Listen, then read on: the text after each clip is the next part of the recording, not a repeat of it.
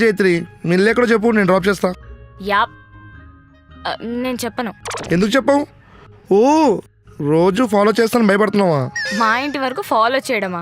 ఛాన్సే లేదు. అంత దూరం వచ్చేసరికి చచ్చూరుకుంటారు ఒక్కొక్కరు. ఏం కాదు జైత్రి, నేనైతే పార్టీకి రాలేను అంతే. నువ్వు మిస్ అవుతున్నావు. అనిరుద్ధ్ లైవ్ కాన్సర్ట్ ఇస్తున్నాడు. ఏం జైత్రి సిక్కగా కనపడుతున్నావు? హెడేక్ సార్, చాలా దారుణంగా ఉంది. ఆఫీస్కి ఎందుకు వచ్చావు? వర్క్ ఫ్రమ్ హోమ్ చేసుకోవచ్చు కదా. నాకేం తెలుసు సార్, ఆఫీస్కి వస్తుంటే వచ్చింది. Do one thing, go home. Sir చాలా కష్టపడి ఇంత దూరం వచ్చాను సార్. మళ్ళీ అంత దూరం ట్రావెల్ చేశానంటే తలనొప్పితో పాటు ఫీవర్ కూడా వస్తుంది. ఇఫ్ యూ డోంట్ మైండ్ ఒక ½ అవర్ నాప్ తీసుకోవచ్చా? Yeah your wish Jaitri, take rest. Thank you sir. Jaitri Jaitri ఏ జైత్రి, ఏమైంది? అవ్వా నైట్ నిద్ర సరిగ్గా సరిపోలేదు. 3కి పడుకొని మళ్ళీ పొద్దున 6కి లేచాను. ఎందుకు? ఎందుకేంటి, నేను రోజు పొద్దున 6కే లేచి రెడీ అవుతాను. అప్పుడే ఆఫీస్కి టైంకి రాగలుగుతాను.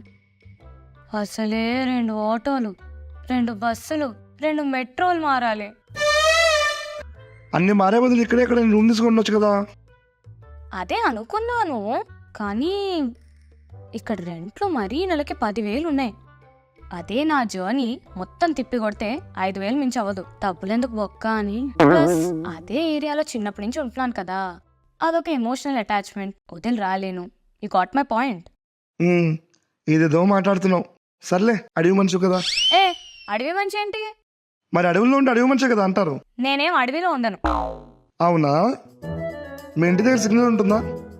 కొంచెం వీక్గా వస్తుంది. నియరెస్ట్ సూపర్ మార్కెట్ ఎంత దూరం ఉంటుంది? ఒక 2 kilometers. Nearest theatre? 8 to 10 kilometers. మరి అడవి కాకుండా ఇంకేంటి? దారిలో అక్కడ పురులు సంచరించే ప్రదేశం అని సైన్లు కూడా పెట్టే ఉంటారే. ఏం నవ్వాలా? దుబాయ్ ఇక్కడి నుంచి. జైత్రి, ఒక క్లయింట్ కాల్ ఉంది 6:30కి. నువ్వు కూడా జాయిన్ అవ్వాలి. 6:30కా? 6:30 అంటే ఆ టైంకి నువ్వు బస్సులోనో మెట్రోలోనో ఉంటావు. కాల్ అటెండ్ చేయడం కష్టం.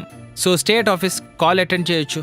సార్ లేట్ అయితే నాకు ఆ మెట్రో బస్ కూడా దొరకదు సార్. క్యాబ్ బుక్ చేసుకుని వెళ్ళు. మా ఇంటికి క్యాబ్ అడిగితే వాడు నన్ను ఆస్తులు అడుగుతాడు. ఏం పర్లేదు, company will pay the bill. కానీ sir you staying for the call అంతే. కొండాపూర్లో ఉంటాడు, ఈడికేం అర్థం అవుతుంది నా బాధ.